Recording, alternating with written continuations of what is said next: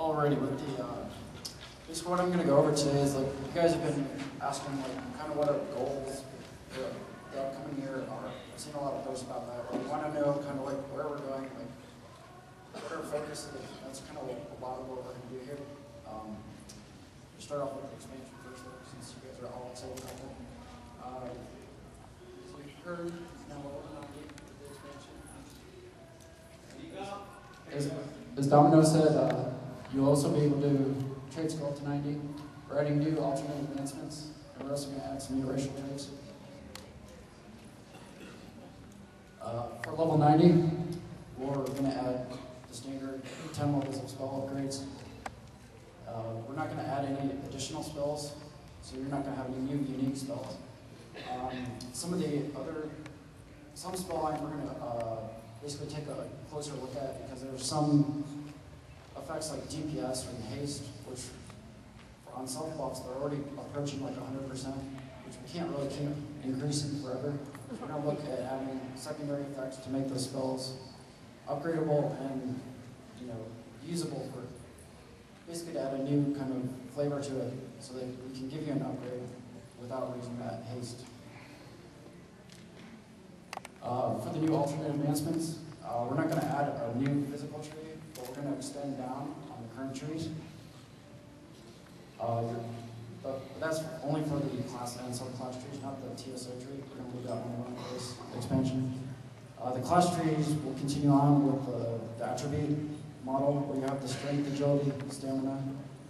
The subclass trees, those ones are all kind of different, so there's no real pattern that we can do. So to make sure everybody gets an even kind of selection, we're going to look at, it's kind of going to look similar to the TSO tree at the bottom line.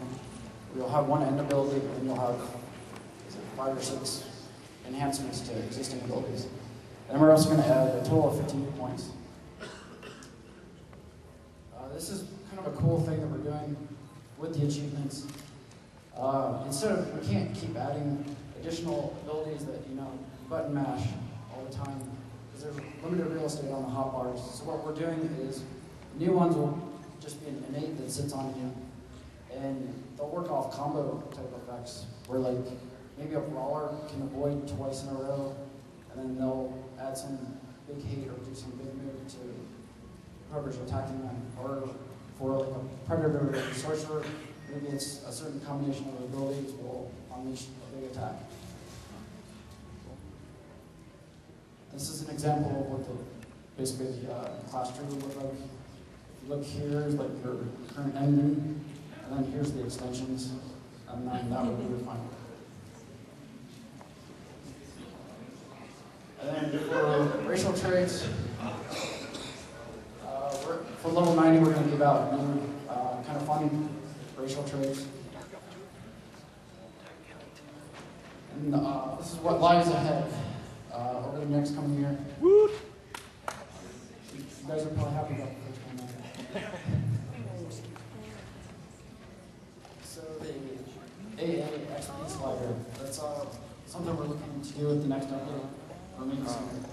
But basically, starting at level 10, when your achievements become active, you'll be able to put in a certain amount of your normal experience into your achievement goal, kind of like what you do at level 80. For PvP, we can't let you level lock, so that's going to be limited to like 50% as a max instead of 100%.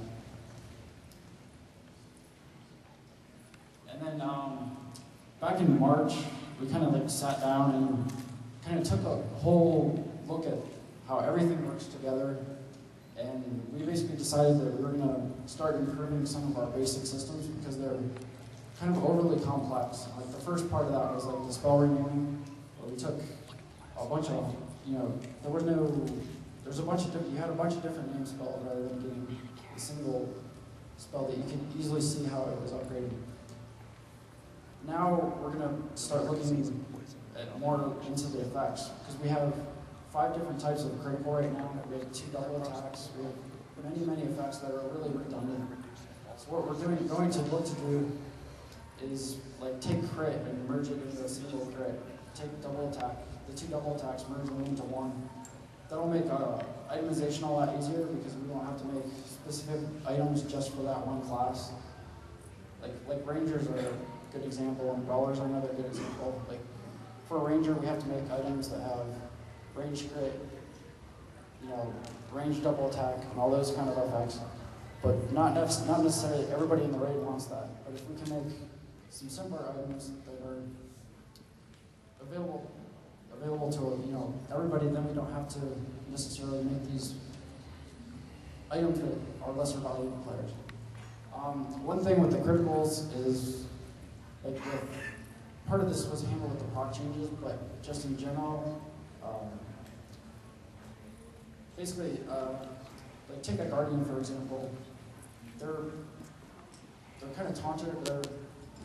They taunt and they attack with a melee attack, but they're not casters or healers.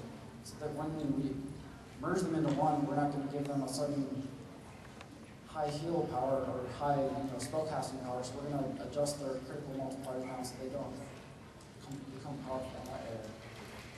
And then another thing we're looking to do is reduce down the mitigation types.